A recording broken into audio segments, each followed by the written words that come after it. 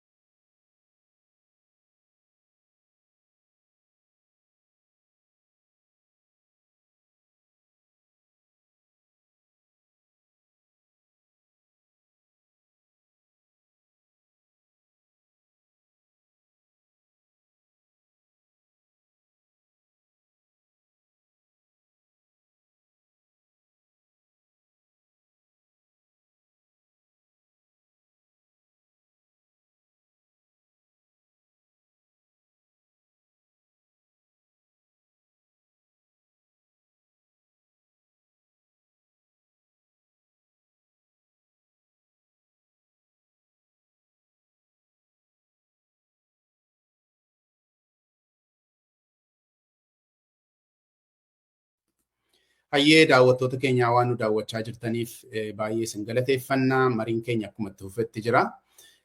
Mee Jawaar akkuma dursee sila kaasee siyaasaa fi waraana gidduu hariiroon jiru amma ittumaa jabaataa waan dhufe fakkaata. Mee haala amma jiru keessatti waraana war fi siyaasa gidduu hariiroon jiru maaloodha amma?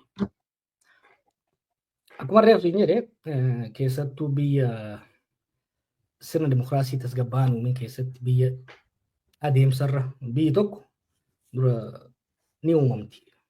Teeritorii uummatti san booda sirna ijaarrachaa deemti, san booda sirna dimokiraasiitti ceeti. Biyya gara sirna dimokiraasiitti ceeteen tasgabbaa'in keessatti biyya diinagdeen isii hin cimin keessatti nageenyi biyyaa kallattiidhaan haala siyaasaa biyyattii irratti hundaa'a jechuudha. Siyaasaan biyyattii yookaan tasgabbaa'u taate, siyaasaan biyyattii kallattii yookaan qabaatu taate, diinagdeen guddachaa deema. Yoo siyaasaan kan babbadu taate, nageenya jeeqaa, nageenya hoggaa jeeqe immoo diinagdee sakaalaa deema jechuudha. Kan hoggaa jennu siyaasaan bifa lamaan tasgabbeessuu dandeessu. Tokko sirna abbaa irree cimaa ijaartee nageenya tasgabbeessitee nama hundaaf jalatti cafaqxee deemuu kan dandeessu taate developmental authoritarian state kan jennu kana diinagdee guddisuu dandeessa ta'a. Sustainable miti jechuun itti fufiinsa hin qabaatu malee akka amma bara mallas ta'etti akka amma Ruwaandatti ta'aa jirutti akka biyyoota adda addaa keessatti ta'etti sirna abbaa irree hidda cimaa qabu humna cimaa qabu kan siyaasa biyyattii guutuutu to'ate nageenya biyyattii to'ate yoo qabaatte imaama diinagdee gaarii yoo qabaatte biyya diinagdee guddisuu dandeessa. Rakkoon isaa maali? Siyaasnii fi diinagdee walqixa guddachaa waan hin deemneef gaafa sirni abbaa irree sun aangoo wal lakkisu diinagdee wajjin daakama. Kana biyyoota hedduutti agarre Afrikaa keessatti biyyoota akka Cote d'Ivoire kana gara Laatin Ameerikaatti biyyoota hedduu agarre ka saffisaan guddatanii waggaa 30 waggaa 40 sirna abbaa irree jala diinagdeen isaanii guddatee san booda gara sirna abbaa irree sun kufu diinagdeen isaanii wajjin kufe. Karaan lammataa sirna dimokiraasii uumtee eliitii biyyattii, qaroowwan biyyattii, qaamolee hawaasa biyyattii garaagaraa jidduutti wal hubannaa uumtee sirna dimokiraasii jaartee diinagdeen biyyattii fi aangoon biyyattii akkaataa itti walii hiramu irratti walii galtee uumtee yoo kadeemtu taate sun immoo irra wayyaadhaa guddina diinagdee yeroo dheeraa fiduu dandeessa jechuudha. Amma abiyya Itoophiyaan lachuu dhabde. Sirna abbaa irree humna cimaa qabu ka biyyattii amma daangaa to'atu siyaasaa biyyattii gara dimokiraasii ceesuu baatu olaantummaa paartii tokkoo garee tokkootiin mirkaneessuu hin dandeenye. Wal waraansa keessa seenee jechuudha. Yaaliin silaa biyyattii gara dimokiraasiitti ce'uu qabdu gara sirna abbaa irratti duuba deebifna yaani riivarsii keessa galchan sun biyyattii gara qileetti oofee lola dhalchee jechuudha. Lolli kun immoo maal uume kufaatii diinagdeetu uume. Kanaaf hariiroon siyaasaa fi diinagdee jidduu jiru incredibly cimaa keessattuu biyya sabaaf sablammootaa keessatti biyyoota sabaaf sablammoota hin taane keessattuu jaarraa dadammaqiinsi sabummaa guddaa hin taane keessatti biyya marsaaleen hawaasaa hin cimin keessatti bara 1980 duratti sirna abbaa irree cimaa uumtee diinagdee guddisuu dandeessa. Yeroo ammaatti biyya sabboonummaan saboota hedduu cime keessatti biyya uummanni hedduu dammaqe keessatti biyya diinagdeen laaffate keessatti sirna abbaa irree jaaruudha yaaluun kallattiidhaan lolatti seensa jechuudha. Nu biratti miti kan biyya hedduutti waan agarre biyya keenyas akka waan nama gaddisiisu rakkoo kana keessa seente waamma lola keessa hin baane biyyi lolaa waggoota lamaa jirti. Waa lamatti eebar diinagdee biyya sana irratti sababa lolaatiin gootaraan biyyattii ammallee dhimmisaa jira jigaa jira keessa. Gootaraa keessa callaa aga jirtu fuudhanii bilijilici irratti baasaa jiran. Callaa gaafte immoo amma warra IMF'if kennaa jiran jechuudha. Kanaaf rakkoo guddaa keessa jira biyya. Ani akka yaada irratti naa kennitu kan hin barbaade waa'ee waraanaaf siyaasaati. Amma waraanatu jira miti. Oromiyaa keessa waraanatu jira. Amaara keessa waraanatu jira. Tigraay amma muddama cimaa keessas galee jira. Siyaasni akka ilaalamutti silaati. Siyaasni of danda'ee afaan qawwee malee silaa hin deema jedhamee abdatame sun waan ta'e hin fakkaatu. Har'a siyaasa jechuun karaa warra aangoo qabuutiinis karaa warra mormuutiinis gara qawweetti waan qulqullaa'e fakkaata. Sanarratti akka yaadanaa kennituuf ture itti gaaffii itti aanuun si gaafadhaa. Achumaan yaada keetti dabaluu dandeessa. Amma Abiy egaa rakkina amma kana inni dhufee uume kun karaa Oromiyaatiin dhufe. Oromiyaa keessaan dhufe paartii PTO jedhamu kan Ihaadegiin keessa jiru keessaan hulluuqee dhufe.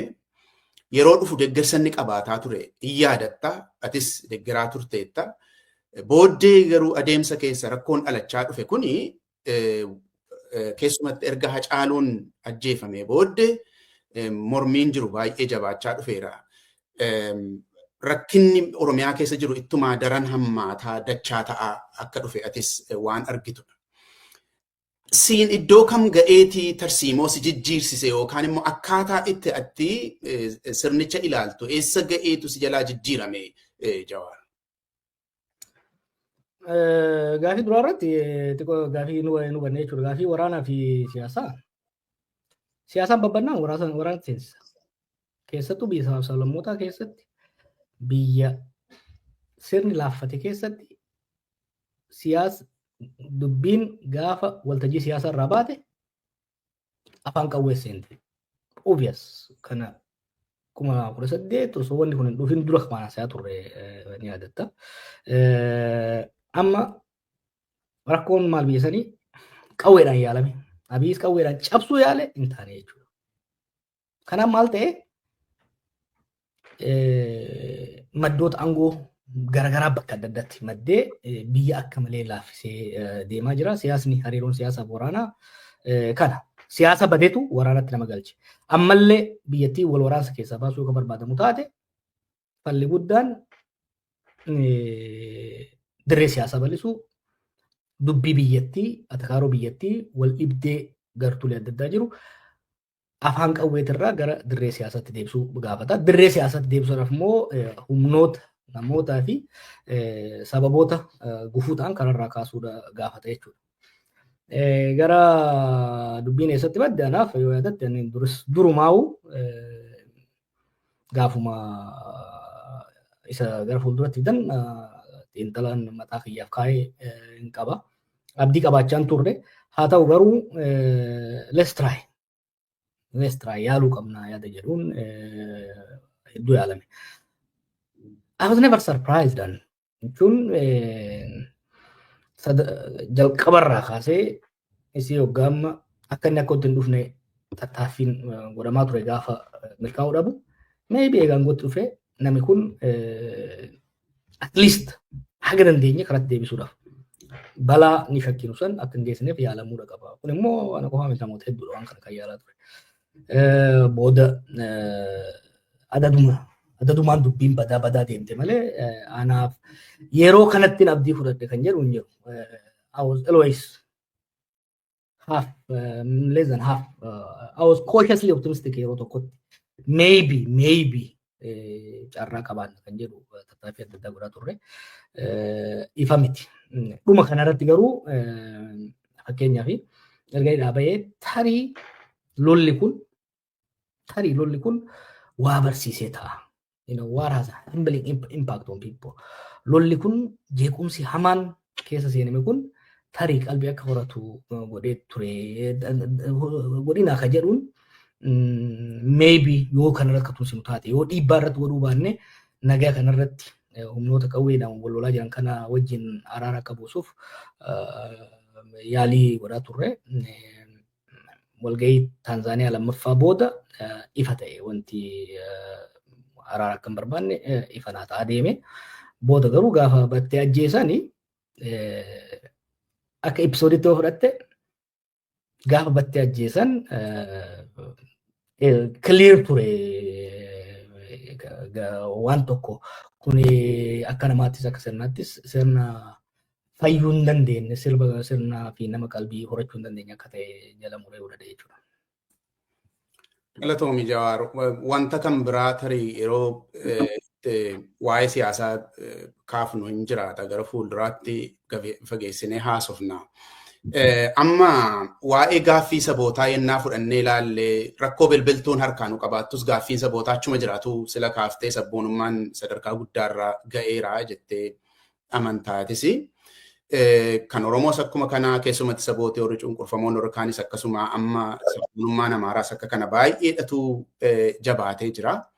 Wantoonni kun akkuma argite iyyuu warraaqsa 1974 booddee adadaan wanti daddarbatamte wanti xixiqqoon ta'aa turteetti 1991 booddee immoo kunoo naannoo uumuun kun waa'een afaanii waa'een aadaa aangoon dhaqee harka uummataan galin malee sirni dimokiraatawaan hin dhalatin malee wanta bara nugusaa ture sanarraa karaa dheeraa deemeera jechuukooti. Garuu mufannaan jiru amma baay'ee sadarkaa guddaarra wanta ga'edha. Namichi amma aangoorra jiru kun Abiyyi kana ilaalcha keessa galchuu manna garuma waraanaatti dhiibuudha akkuma sileetti hin danda'amne garuu. Maaliifan kana sii kaasaa waa'een gaaffii sabootaa amma rakkoo bilbiltuu waa'ee diinagdee waa'ee nageenyaa nu haa qabu malee ammayyuu waan iddoodhuma isaa jirudha siin jechuu kooti.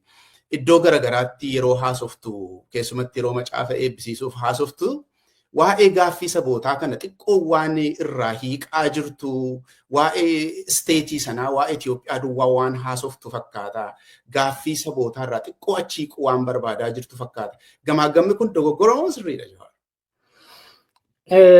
Look, gaafiin sabootaa eenyu gaafatta? Gaafiin sabaa isteetii gaafatta bar biyya gaafattami. Gaafii sabootaa waggaa jennu is negative and positive rights. Wanni ati gaafattu positive right mootummaan sirni waan naamma nurraa hir'isee waan naa guutuu qabu naa guutuu hanqateedha. Gaafii afaanii yoo fudhatte afaan kiyya akkam fedhetti akkam guddanne na dhoorgee eenyu gaafatta? Isteetii gaafatta. Gaafiin sabootaa isteetiidha gaafatama. Sirnicha gaafatta jechuudha isteet. Amma sirni hin jiru. The state has practically akka malee laaffattee jirti. Isteetiin yeroo ammaatti sirni xaa'oo raabsuu dadhabe. Sirni gargaarsa raabsuu dadhabe. Sanuu haga jirtu immoo humna waraanaa qofaan raabsu caasaan bulchiinsaa jalaa diigame. Plus ammoo nama isteetiin maal akka ta'e sirna mootummaa jechuun maal akka ta'e addaan hin baay'ine. Abiy bar biyya waggaa jedhamu suuqii badaratee gaafaan ijoollee shigiree leelmee waan jedhamu tokko gurgurra turre shigiree fi leelmee bitattee harka qabattee gabaa keessa fiidee narraa bitaa jetta. Fundamentally the difference between state and private property addaan baasee ilaalu kan jechuudha. Bakka hoggansi akkanaa jirutti bakka humni sirnaa diigamee jirutti laaffatee jirutti gaafii gaafachuun it's senseless. Maaliif sirna gaafii sirni durii bare sirni dargis haa ta'u sirni wayyaanee deebisuudhaaf dandeettii ni qaba. Fedhii dhabe malee akkasii fedhii dhabe bara.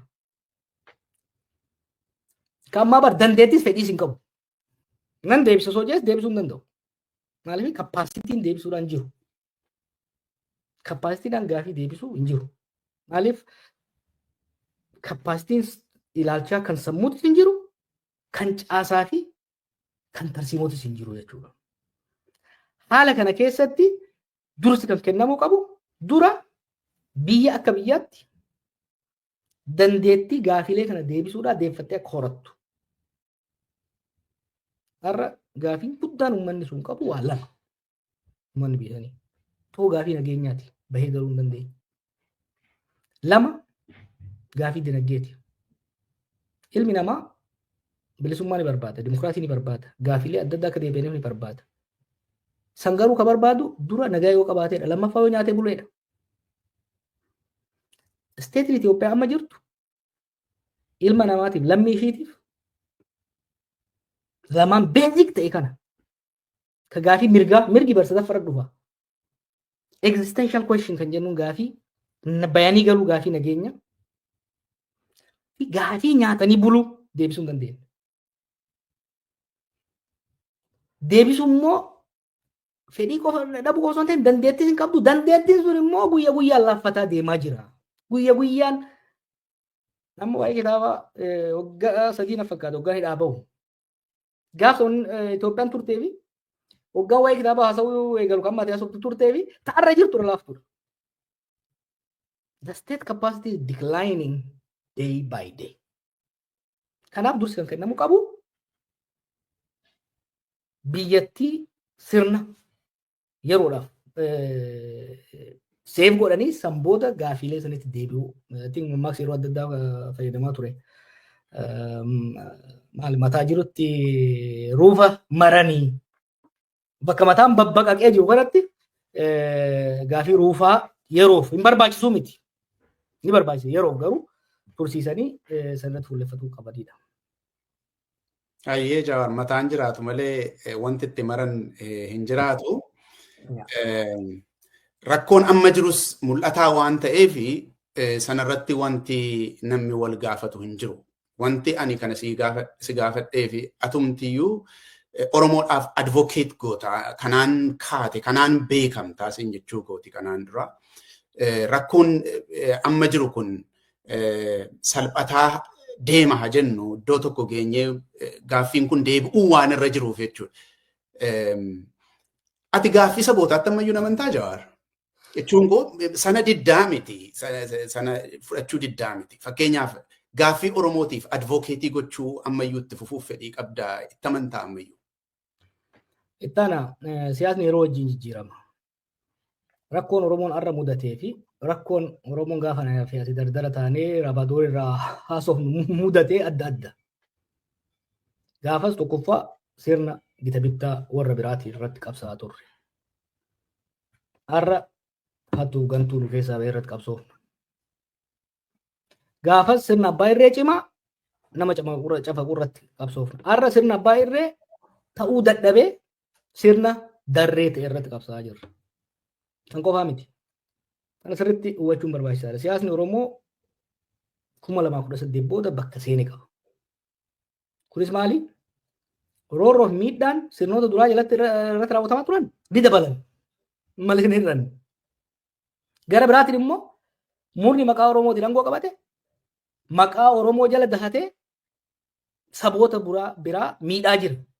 Saboonni biraa immoo sirna kanaan akka sirna Oromootti ilaaluudhaan hariiroon Oromoo fi saboota biraa jidduu jiru akka malee miidhamee jira jechuudha. Kun dho'isaan waan bira dabarru miti. Warra yeroo dheeraadhaaf wal atakaaroo qabnu humnoota Amaaraa fi humnoota Tigraay qofa osoo hin taane humna Somaalee wajjin jidduun waan fiixan baasuuf karoora hin qabne jecha dhimma bishaanii kanaan walitti nu buuseera. Biyyoota ollaa fudhannu Jibuutiidhaan walitti nu buuseera. Suudaaniin walitti nu buuseera. Maaliif murnoota Suudaan wal lolan keessaa tokko wajjin saayitii fudhachuudhaan Suudaaniin walitti nu buuseera. Eertiraa wajjin utaalaa ture amma immoo gara diinummaaf gara lolaatti nu geessaa jira. Uummata kanarratti diina akka malee hammeessee jira jechuudha. Kanaaf akka hoggansa Oromootitti kana uummatarraa faccisuun baay'ee barbaachisaadha. Kana sirreessuun baay'ee barbaachisaadha. Kanaaf dhimma Oromoo qofarratti fuulleffannee yoo kan deemu taate rakkoo lamata mudateen jee barma Oromoon. Ajjeechaaf buqqaatii miidhaa Oromoo irra jiru kana falmaa badii maqaa Oromootiin biyyoota uummatoota biraa irratti godhamullee yoo ofirraa kan hin faccifne taate rakkoo dabal. Biisanitti akka Oromoo kan miidhame hin jiru amma. Akka Oromoo kan miidhame hin jiru. Oromoon immoo akka ammaa miidhame hin beeku. Dur ni ajjeefaman isaa ni hidhama. Har'a dachaadhaan ni saama ni hidhama. Ni buqqaa. Maqaa isaatiin immoo saboota biraa tuttuqanii amma warruma kibbaa furan warra wajjin cunqurfamaa ture. Zooniilee jiran naannolee jiran hunda irratti hattuu walitti qaqqabanii irra kaayanii ummatoonni aanaas godinas jiran uummata kibbaa keessa jiran kun hattuu kana kan irra kaayee mootummaa Oromooti jedhanii ilaalu. Kanaan ummanni abdii guddaan duraa qabu ture. Ummanni gaafa Oromoodhaa dabarte naa dabarte jedhu sun har'a Oromooleen akka abdannee miti inumaa'uu isaanis akkuma warra duriititti hattuu fi waslaattaa filanii nurra kaayanii nu saamsisaa jirani. Yaada jiru uummanni jechuudha. Kana faccisuudhaaf Oromoofis qabsaa'uun saboota biraafis wajjinis qabsaa'uun essential Oromoodhaaf. Akka maqaama qabsoo Oromootitti ilaalan.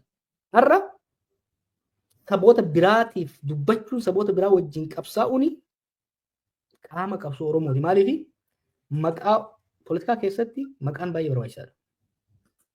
Narrative is very important. Har'a Afrikaa keessatti, Biyyoolessaa keessatti, addunyaa keessatti maqaan Oromoo akka malee badee jira. Yaadatta bara nuti qabsoo irra turre wanni jedhamaa ture Oromoon qabsaa'ee waa fiduu dandeenyedha. Hagamtu akka nu madeessaa ture. Oromoon miliyoona 50 ta'ee maal ta'ee tokkoon ta'uu qabsaa'uu hin danda'u qabsoo fi agarsiifne. Har'a immoo maal wanni jedhamu? Oromoon abiyyiin safarame beektaa? Uummanni tokko beektaa hoogganaan safarama. Hooggansi tokko calaqqee uummata saniiti. Darrina laafina abiyyiin har'a ololli Oromoo irratti godhamu maali? Oromoon biyya bulchuu dadhabe. Oromoon uummata wal ficcisiise. Oromoon ifiis wal fixe. Uummata kaaniin wal fixe. Oromoon madda jeequmsaa naannoo sanii ta'e. Let's admit. Itoophiyaan baroota amma duraa irratti anchor state utubaa nageenyaa naannoo sanii jedhamtee ilaalamtu turte. Amma Itoophiyaan jidduusi of keessaa nagaa dhabde, Oromoo keessa nagaa dhabde, saboota jidduu nagaa dhabde, ollaa wajjin nagaa dhabde. Sirna nagaa Oromoo dhabsiise, Itoophiyaa dhabsiise, ollaa san dhabsiise kan mataa eenyu dura ta'a? Abiy immoo akkamiin ilaalama? Akka hoggana Oromootti ilaalama. Koleentu yeroo nuti beelarra turre, laganarra turre dhufee waan morminee turre kontekstii isaa sirriitti hin baafne namni. He said something very important. Oromoon haala gatu malee ummatoonni biroo kan biyya kanas kan ollaas kan addunyaas sirna kana akka sirna Oromootti ilaalu, akka mootummaa Oromootti ilaalu. Badiin mootummaa kana hundi Oromoo irratti maxxanaadha. Kanaaf qabsoo amma goonu keessatti miidhaan Oromoo irra ga'us akka dhaabbatuuf miidhaan maqaa Oromoo doongorri badiin saamichi maqaa Oromoo jala dahatanii saboota biyya keenyaatii fi biyyoota ollaa wajjis godhamus directly Oromoo irratti dhiibbaa waan qabatuuf qabsaa'uu qabna. Wal keessa jiraa jechuudha fi taana. Galatoomii Jawaar. Gaaffii tokko duwwaasi gaafadheetanii waa'ee Eertiraatii fi waa'ee lola amma duumessaa jiru fakkaatuuttanii si dabarsa. Egaa waa'een Abiyyi isuma ati beektudha. Oromiyaa keessaa dhufuunsaa homaa gaaffii hin qabu. Saboonnis akka tamma jette kanatti ilaalanii ta'uu mala. Garuu nuyi akki nuyi itti ilaallu waan kanarratti qooda waan qabu natti fakkaata Jawaar. Namni akka inni itti ilaalu waan tokko ta'e nuyi akki nuyi itti ilaallu warri keessumatti Oromiyaan akka inni itti wanta kana ilaalu inni miidhame akka inni itti waan kana ilaalu gidduu garagarummaan waan jiru natti fakkaata. Namni inni fagoodhaa ilaalu Oromiyaa keessaa ba'uusaa qofaa beekee akkas nu gootanii jechuun jiraachuu mala. Oromoon immoo waan miidhamaa jiru atuu jette hamma isaa kan miidhame hin jiru, hamma isaa kan luuzii godhe hin jiru. Dura namicha kana fidanii asiin ga'uu irrattis qabsoo godhame irratti kan miidhame Oromoodha. Ammas immoo kan miidhamaa jiru Oromoodha asiin jechuudha. Kanaaf garagarummaa waan sana gidduu jirtu itti gaafatamummaa isaa nuyi fudhachuuf Oromoon idaatirra jira jettee yaaddaa jechuudha. Distinction isaa maayinni namichi Oromiyaa keessaa dhufuunsaa dhugaa ta'eetu jiru. Saboonnis akka kanatti yaaduun isaanii tarii warri biyya alaas akka kanattiin yaaduu danda'u. Garuu nuyi ofii keenya akka nuyi itti yaadnu kan biraa waan ta'eef idaa kana fudhachuudhaa fi dhiisuu gidduu maanni distinction hin jiru Jawaar. Distinction sun hojiidhaan kan ifa ta'u. Hojiin lama wal faana hojjetamuu qaba. Tokko miidhaa sirni kun uummata keenya irraan ga'u saaxilu.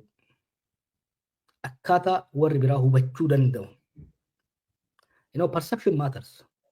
In politics, perception matters sometimes even more than reality. Kanaaf reality Oromoo keessa jiru san akkaataa perceptionii warra biraa jijjiiruu danda'u, hubannaa warra biraa jijjiiruu danda'uun dhiyeessuu barbaachisa. Tokko hojiin tokko kana. Kan lammaffaa madaa fi mudaa sirni kun Oromoo jala dahatee ummatoota biraatirraan gahuufis dhugeeffannoo simpatii agarsiisuu barbaachisa. Maaliif ummatoonni biyya sanii kan lolli irratti labsamee lolaan daaramu kan dirooniin fixaa jiru qofaa miti kan laaluu qabnu.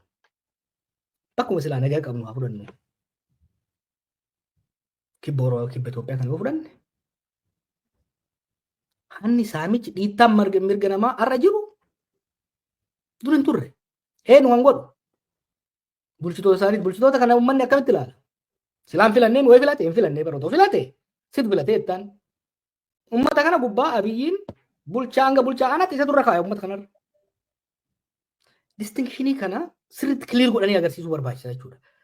Rakkoo isirra gahaa jirtu ni hubanna. Rakkoon tun nurras gahaa jirti. Namni fi sirni rakkoo kana isinirraan gahaa jiru bakka nun bu'u look isin daranuu miidhamaa jirra. Kanaaf waltaane sirna nuufis ta'u isiniifis ta'u jaaruu qabna kan jedhu irratti irra deddeebiidhaan hojiidhaan agarsiisuu barbaachisa. Rakkoo teenya qofa himannee yoo teenyas waan rakkoo isaanii arginee fi teenyuma qofa irratti fuulleffannetti fudhatu. So maal godhuu qabna? Rakkoo nurra ga'us hima rakkoo isaanirra geetus balaaleffatuunii fi itti gaafatamummaa san immoo akkuma jette abbaa waan san raawwataa jiru irratti gagoota inni godha. Jijjiirama argaa jirra barra. Sirni kun maal barbaada? Sirni kun yoo ilaalte amma beeki uummata Amaaraatti fayyadamaa humnoota siyaasaa Amaaraatti fayyadamaa tureet ammas Oromootti fayyadamuu barbaada. Gaafa nuuf humnoota Tigraay rukutuu barbaadu Itoophiyaa guddittiin deebisa. Dhiphoota kana nan barbadeessa jedheeni sochoosee ibidda hamaa keessa galche. Dirreetti facaasee lola itti banee jechuu boodarra. Amma immoo nuti dhufeet kun mootummaa Oromooti. Yoo mootummaan kun deeme balaa isinitti dhufu uummataan jedhu. Akkuma mucaan jee balaan kanarra jaaleen dhufu. Wantoota tokko waan biyyoota biraatti ta'e ilaaluun barbaachisaadha. Yakki maqaa saba tokkootiin hojjetamu yakkamaa san qofa miti kaanii hidhaa kafalchiisu. Yoo ganamummaan kaate irratti qabsoofte uummatoota biraa keessatti hubannaan gaariin akka uumamu hojjetteen alatti yakki sirni abbaa irree tokko yookiin immoo namni abbaa irree tokko maqaa saba tokkootiin uummata tokkootiin raawwatamu gaafa sirni abbaa irree ni kutaa bara. Gaafa dubbiin hammaatte Abudaabiitti galaa gaafin hin jiru. Gaafas idaan uummata kanatti dhufa. Kanaaf idaan kun akka dhufne rakkoo nurra ga'us ifa sirna qabuun uummatoota biraa hubachiisa. Rakkoo uummata biraarra gahuufis naatoo fi dhugeeffannoo kenna. Hubannaan isaanii bifa sirrii ta'een qixa sirrii ta'een akka qabaatan gochaa deemuu barbaachisa. Hayyee Tigraay lafa inni itti deebi'ee argaa jirta Jawaar waraana waggaa lamaa booddee deebi'ee ammas lolli kulkulee jira. Dhoksaa tokko malee Abiyyi guyyaa muraasa fuuldura sodaachisa waraanaa ergee jira. Sana duwwaa miti gama Tigraayinis gaafa laaltuu harca'iinsi keessoo akkuma jiru tumsa garagaraa alaan tolfachuun hin mul'ata. Maqaa sabaa haa jedhamu malee walta'iinsi wayii wanta hidhataa jiru fakkaata gama Eertiraatiin. Egaa waraanni waan asa deemaa jiru fakkaata. Kanaaf hiriirri humnootaa amma jiru kuni isa dura yeroo waraana Tigraay jirurraa baay'ee adda ba'eera jechuudha. Warri kanaan dura wal ta'anii Tigraayin lolan bittinnaanii gama kan biraa goranii Abiyyitti achi as deebi'uutu jira. Rakkoon Oromoo kan ati beektu keessaaf alatti jechuudha. Haala amma asa deemaa jiru kanatti keessumatti waa'ee lola Tigraay ilaalchisee tarii immoo akkuma propagandaan afuufamaa jiru galoo galaanaa Yamaalii yoo jedhanii akkuma haasa'amaa jiru lolli kun yoo Eertiraas hin dabalata ta'e. Maalidha ejjennoon warra Oromoo hoogganuu kan ta'u? Kunuunti bar siyaasa wallaalummaa maqaa abshaalummaatiin oofuu kan hunda fide. Yaadattaami siyaasni shiraa fi abshaalummaa jedhanii gaafa oofan san. Duruma gaafa Eertiraa wajjin araarri bu'u kan wal lole dur Shaabiyaa fi Wayyaanedha. Itoophiyaa fi mootummaan Itoophiyaa fi sirni mootummaa Itoophiyaa fi sirni mootummaa Eertiraa kan wal lole wal dhibdee humnoota siyaasaa ollaa turaniin. So araarri waaraa akka dhufu jara kan araarsuu barbaachisaa. Shoorri mootummaa federaalaa keessattuu kan Oromoon hoogganamu kan ta'uu qabu ture.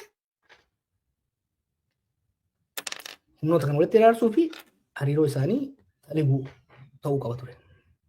Garuu siyaasni abashaalummaa dhufteet waliin dhoofnaa jedhan. Waliin dhoofnaa akka feene ittiin taphanna. You know, when you think you are the smartest kid in the corner, there's always trouble. Okay?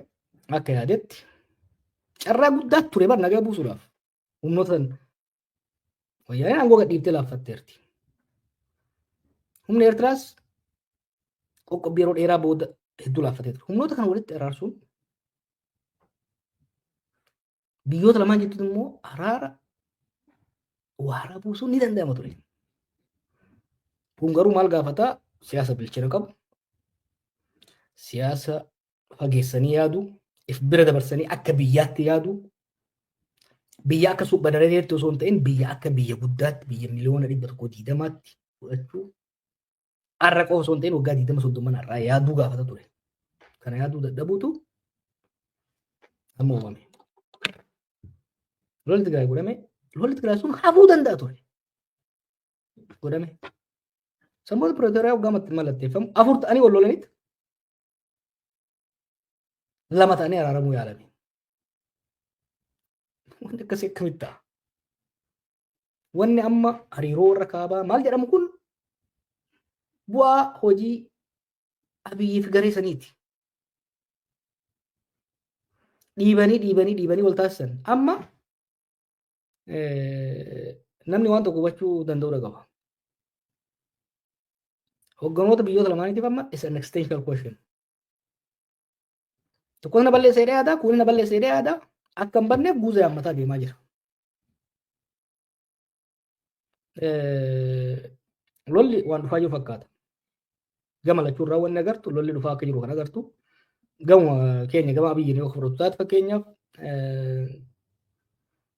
wantoota amma 7 dabre kana godhame yoo ilaalte 7 dabre kana tokko na haleeluuf deemanii naa beekaa jechuun hojii dippiloomaasii dippiloomaatatti himamee jechuudha. Kuni yeroo lolli eegaluu deemu dursitee hojii dippiloomaasii lola gaafa eegaluuf deemtu hojii dippiloomaasii kan tolfattudha.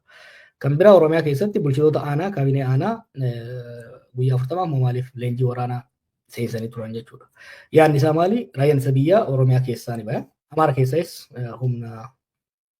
humna farda lolaa fi milishaa hedduu leenjisan.